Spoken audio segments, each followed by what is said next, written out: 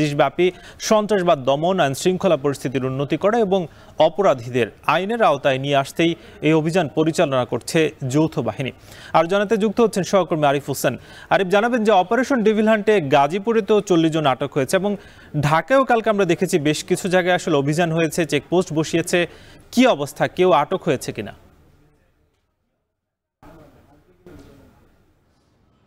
সাকিব, ঢাকার বিভিন্ন জায়গায় ডেভিল হান্টের যেই মূল লক্ষ্য সেটা হলো যে অপরাধী যারাই হোক না কেন, বিভিন্ন চোর, ডাকাত, ছিনতাইকারী তাদেরকে কিন্তু ধরা। আমরা দেখেছি রাজধানীর যে কটি থানা রয়েছে, প্রায় 52টির মতো থানা, এই থানাগুলোতে সেই অপারেশন কিন্তু অনেক আগে থেকেই চলছে। তবে যৌথ বাহিনীর যেই অভিযানটা আমরা গাজীপুরে যেভাবে দেখেছি, চেকপোস্ট বসিয়ে 5 থানায় বিভিন্নভাবে অভিযান চালানো হয়েছে যেখানে যৌথ বাহিনী ইনভলভ ছিলেন। তবে রাজধানীতে কিন্তু সে ধরনের কোনো চিত্র এখন পর্যন্ত দেখা যায়নি।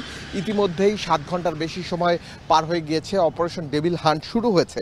তবে রাজধানীর আমরা বিভিন্ন জায়গায় ঘুরেছি, অনেকের সাথে কথা বলেছি, আমরা ডিএমপির সাথে কথা বলেছি, আইএসপিআর এর সাথে কথা বলেছি, এর পাশাপাশি আমরা ডিবির যে প্রধান তার সাথে কথা বলেছি। তবে ডেভিল হান্টের যে বিষয়গুলো, মোহাম্মদপুর সহ বিভিন্ন জায়গায় চুরি, ছিনতাই, ডাকাতির মতো যে ঘটনা, সেটি বেশ কয়েকদিন ধরেই অনেক বেশি বেড়ে গিয়েছিল। স্বরাষ্ট্র মন্ত্রণালয়ের পক্ষ থেকে বলা হচ্ছে, স্বরাষ্ট্র উপদেষ্টা গতকালকে জানিয়েছেন যারাই বিভিন্নভাবে বিশৃঙ্খলা তৈরি করার চেষ্টা করবে এবং চুরি, ডাকাতি, ছিনতাই, মার্ডারের সাথে যারা জড়িত, এছাড়া আপনি নিশ্চয়ই জানেন 5 আগস্টের পরে থানা থেকে বিপুল পরিমাণ অস্ত্র লুট হয়ে গিয়েছিল, সেই ধরনের অস্ত্র উদ্ধারের চেষ্টাও কিন্তু চলছে। এছাড়া আরও একটি তথ্য আপনাকে জানাই, জেল থেকে অনেকে 700-র বেশি কয়েদি যারা জেল ভেঙে পালিয়ে গিয়েছিল, এ ধরনের আসামিদেরও কিন্তু আইন শৃঙ্খলা রক্ষাকারী বাহিনী এবং যৌথ বাহিনীর এই ডেভিল হান্টের নিয়ন্ত্রণে থাকবেন। এছাড়া যদি কেউ বিশৃঙ্খলা কোনো দলের নামে অথবা কোনো মতের নামে করার চেষ্টা করেন, তাদেরকে কিন্তু আইনের আওতায় নিয়ে আসা হবে, এমনটা আমরা বিভিন্ন সূত্র থেকে জানতে পারছি।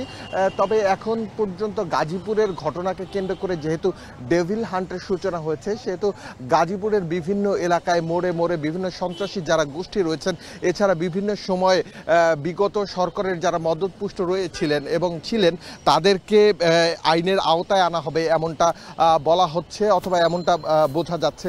কারণ বিভিন্ন জায়গায় মাদক ব্যবসা থেকে শুরু করে গাজীপুরের অস্ত্র ব্যবসা, সিন্ডিকেট ব্যবসা, চাঁদাবাজি সবকিছুই একটি নির্দিষ্ট মহল নিয়ন্ত্রণ করতেন, যেই মহল কিন্তু এখনও বিভিন্নভাবে সক্রিয় রয়েছেন এমনটা বলা হচ্ছে বিভিন্ন জায়গা থেকে। সবকিছু মিলিয়ে যৌথ বাহিনী যে ডেভিল হান্ট পরিচালনা করছেন, সেখানে অস্ত্র উদ্ধার এবং বিভিন্ন ধরনের সন্ত্রাসীদের আইনের আওতায় নিয়ে আসাই প্রধান লক্ষ্য।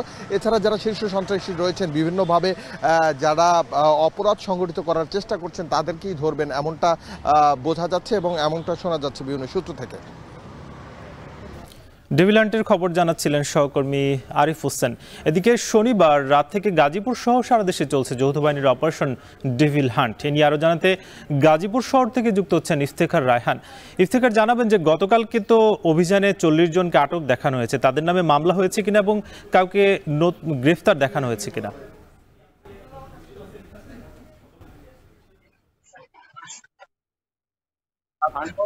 পরিচালিত হয়েছে এবং এই অপারেশনে আমরা রাতভর দেখেছি যে বিভিন্ন সড়ক এবং গুরুত্বপূর্ণ স্থানগুলোতে সেনাবাহিনী, র্যাব এবং পুলিশ প্রশাসনের পক্ষ থেকে কিন্তু পৃথক পৃথক ভাবে অভিযান পরিচালনা করা হয়েছে এবং এই অভিযানগুলোতে আমরা দেখতে পেয়েছি যে বিভিন্ন ধরনের যে যানবাহনগুলো মূলত চেকপোস্ট বসিয়ে অভিযান পরিচালনা করা হয়েছিল। তবে কোনো বাসা বাড়িতে কিংবা কোনো গোপন সংবাদের ভিত্তিতে কোথাও অভিযানের সেসব তথ্য কিন্তু আমাদেরকে জানানো হয়নি, অর্থাৎ তারা তাদের নিজেদের মতো করেই অভিযানগুলো পরিচালনা করেছেন। এবং সকালে আমরা খোঁজ খবর দিয়েছিলাম যে আসলে এই অভিযানে এখন পর্যন্ত কতজন গ্রেফতার কিংবা আটক হয়েছেন।